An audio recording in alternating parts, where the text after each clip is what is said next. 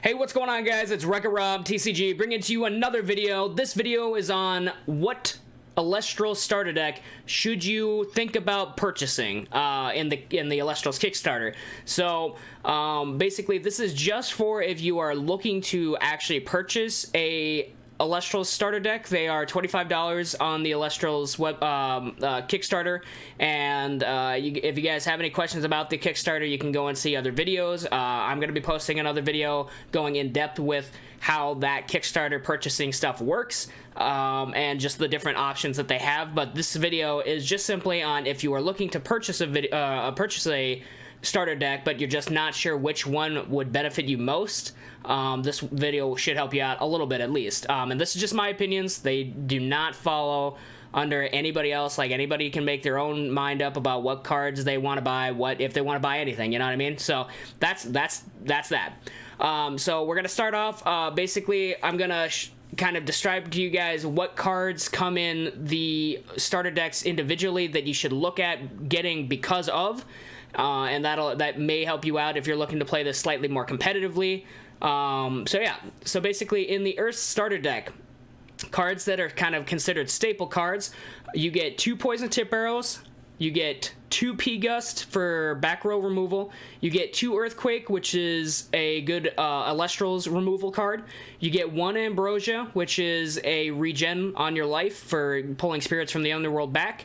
You get 2 Nectar of the Gods, which is your basically pay 2 to draw 2 cards. And then you get 2 Boom Bats, which is another Elestrals removal card. Works a little bit differently. Boom Bats are kind of situational, but they are still decent cards to have. But that's what comes as far as what's considered a staple out of them. Obviously, they have plenty of other cards if you guys want to go and see, you know, that they have plenty of cards in them. But those are the cards that you would look at pulling, maybe if you bought like multiple copies of a deck, looking for certain ones to like build your own decks. Like that, those are the cards that you would probably use most often, other than like the Elestrals themselves, which we're not counting right now. So basically, this one has a really good option kind of all the way through of like a mixture of removal, both in back row and Elestrals, as well as, you know, you've got your Ambrosia and your Nectar for good draw and regen, which is nice. But yeah, overall, Earth is really good. I think as far as the Elestrals and how the deck actually functions, it works really good for kind of like getting a big board presence and just beating down your opponent. That's basically how Earth works in a sense. There's other ways that you can play it. There are other cards in there that have different ways to play the deck, but I mean, for the most part, it's kind of a beatdown deck. So those are the cards that you would look at getting, and that's kind of a reason why you would want to purchase Earth. Fire. The staple cards for that, it has 2 copies of Ambrosia, it has 2 copies of Nectar of the Gods, it has 1 Earthquake, and it has 2 Gorgon's Gaze. So the Gorgon's Gaze is kind of like the big deal. Basically, we already know what the other cards do. And Gorgon's Gaze is kind of nice because it's a counter rune, first of all. So basically, when you set that down and then it's your opponent's turn, if they choose to act, or, you know, say they choose to cast a creature that has an effect that may cause problems, you can activate it then. If they choose to go into an attack, and you can activate Gorgon's Gaze and it'll negate the attack. You know, there's a lot of different ways that you can play that. It's nice because it shuts down pretty much everything. It's a complete lock card. So if your opponent has a card that is looking to Nexus and you need to shut that down because it may affect a play that you do the next round, then you can do that. You know, stuff like that. So Gorgon's Gaze is a really nice card. So that's pretty much it. Fire is kind of a burn aggro kind of a deck. Basically, it's looking to cause the most amount of spirit damage, either through, you've got like Eruption is probably the biggest one. You pay 2 fire to burn your opponent for 3 spirits. And then you've got like Necruff. If you attack an Elestral, they have to discard a spirit from their spirit deck. So it's really meant to, you know, kind of burn your opponent out quick. And so that's, you know, the fire is a really nice. I personally enjoy playing a good aggro or burn deck, so that's kind of nice. Thunder, they've got 2 Rhyceros. Basically, Rhyceros, if it's in basically prevents your opponent, if they don't have a Thunder enchanted Elestral, they have to wait a turn before attacking. So it's really good for stall. They've got 2 copies of Nectar of the Gods for your draw. They've got 1 Earthquake for removal, and then they've got another 2, or they've got 2 copies of. Sorry, hang on. I went to the wrong list. Sorry, Riceros. Sorry, they've got 2 copies of Shield of Achilles. Shield of Achilles is probably one of the most powerful cards in the game. It is about to get a change before the cards come out. But as the card reads right now, it's a 2 cost, and it'll return the Elestral that's attacking to your opponent's hand. So it's really nice for getting rid of some pretty nasty Elestrals on the field. It's got 2 copies of Nectar of the Gods for draw, 2 Earthquake for removal, 1 Ambrosia, which is your regen, and then it's got a Pandora's Box. Pandora's Box is kind of cool. I'll have a copy of that on the screen, but basically if they're doing a search, it kind of messes them up a little bit. So if they've got like, say, an Aeolus and they're doing a search for something, you can mess them up pretty good. Water staples. So water, out of all 5 of the starter decks, is probably one that is the hardest to play and come out with consistent wins, and the only reason is because it kind of has an all-over kind of card effects. Like some cards want to ramp and get higher level Elestrals on the field. Some cards want to regen. Some cards want to special. Some cards want to do this and this and this, and it's kind of all over the place. They're all, I mean, most of them are cool effects, but together simultaneously they're kind of all over the place. And then as far as staple cards, they've got 2 copies of Nectar of the Gods, 1 Ambrosia, and then 2 Shield of Achilles. So the Shield of Achilles is nice, but you only have like 3 staple cards out of water in all honesty. It's kind of low.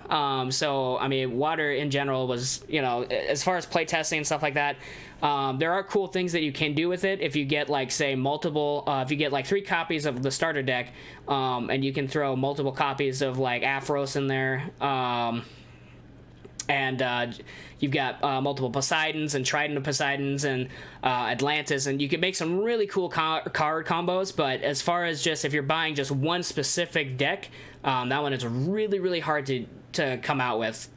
And then you've got Wind. So Wind staples, you've got 2 Boom Bats, you've got 1 Nectar of the Gods, you've got 2 Resting on Your Laurels. Now that card is that's one of the cards that is only available in the Wind structure deck specifically. Basically it's a cheat removal. So you pay 1, and then it'll target, if your opponent has more spirits on the field, and that could be through runes and Elestrals, all of that combined.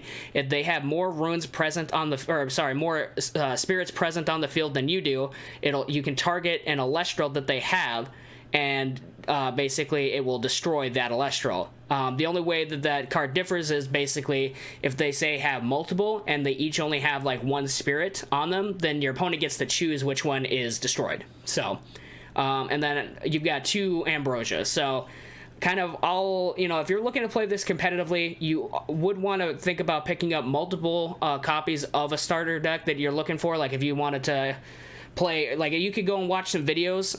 Some people have got videos out where they show just the structure decks playing as is, or they've got, some that are personalized profiles of different decks, and they've got mixed up spirits in there, so they've got all kinds of different stuff going on. So it's really good to do some research on your own just to find out, say you want to get 2 structure decks and you're not sure which ones, if you plan to take them apart and make your own deck out of them. There are some spirit colors that work better together than others. I know one that I do is a Wind Thunder, and those really pair well together just based on card combos. So yeah, you've got options like that. Now, if you're only looking to do 1, then basically you can kind of just take your pick. If you're only doing 1 and you plan to, like, say, play somebody else who isn't going to tear theirs apart and make other different kinds of deck combinations and have multiple copies of cards in there, you just want to play as is, sealed, then you are basically looking at doing, I would say Earth is a really good option for you. Fire is decent. I think with the aggro and stuff like that, sometimes they get really good cards out that are really hard to topple over. I like Wind a lot. Sometimes it's hard because it has like a lot of expenditure with that because of the Penterror and all of that with the Hydrakes and trying to get that out. But I mean, it's a cool card. I mean, the Wind is like a toolbox kind of is kind of a deck. So basically there's a lot of stuff that you can do, like P-Gust gets you back row removal, and like Storlet, you're able to change your opponents into defense position and then attack over them, stuff like that. So there's a lot of cool card effects in there. But yeah, that's basically a breakdown. So if you guys were wondering like what may be best for you, basically you just have to evaluate yourself. How do you think you want to play? Do you want to play more aggressive and be able to just beat down on somebody, or do you want to play the longer game, maybe stall out and try to come out with a victory that way? Then maybe Water or Thunder is an okay one for that. You know, it's just basically how you want to play. But those are the staple cards that you get. My recommendation for people who are really looking to play competitively, 100%, you would be looking at wanting to do a minimum of 2 copies each, and then even pick up maybe a booster box or so, because the booster boxes that are on the Elestrals Kickstarter right now, basically they're individual packs, but they're all in, you know, you get, 36 packs in a booster box. Now, it is expensive, don't get me wrong. Like, if you're looking to play like 100% competitively, you definitely need to throw some money into the game, but that kind of goes for every game. So that would be my suggestion, picking up 2 copies of each starter deck. That way you get, you get kind of the bare minimum that you actually think you might need, and then picking up maybe a booster box or 2 would help you get some of those cards that are not found in the structure decks, because there definitely are quite a few cards that come into the booster box that you won't be able to get in the structure decks. So, but that is my whole spiel, basically. You know, just kind of evaluate how you want to play, and kind of do some research into what other cards you may like effect-wise. And if you guys have the option, before you purchase anything, you can buy on Steam. They've got the Tabletop Simulator, and if you download the mod with that for Elestrals, you can go in there, and then WertsTCG has done a really good job of updating all of the cards that have been changed throughout the time of, the Elestrals history so far. You can play around with different decks and see which one you like best, but Tabletop Simulator is a really, really good tool for you to be able to kind of play around with the game without having physical cards. So, yeah. Thanks for coming to the video. If you guys liked the video, please leave a like. If you guys have suggestions down below of like different like ideas, maybe I didn't think of something or say something in the video that you thought might have been a good point, leave it in the comments and I'll make sure to read all of those and kind of get to you guys. And then, yeah, hit the subscribe button. I'm coming out with more and more Elestrals content and all their content down the road here. So if you guys want to see more, hit the subscribe and hit the bell notification so you guys are first up to know when I'm posting a video. And we'll see you guys in the next video.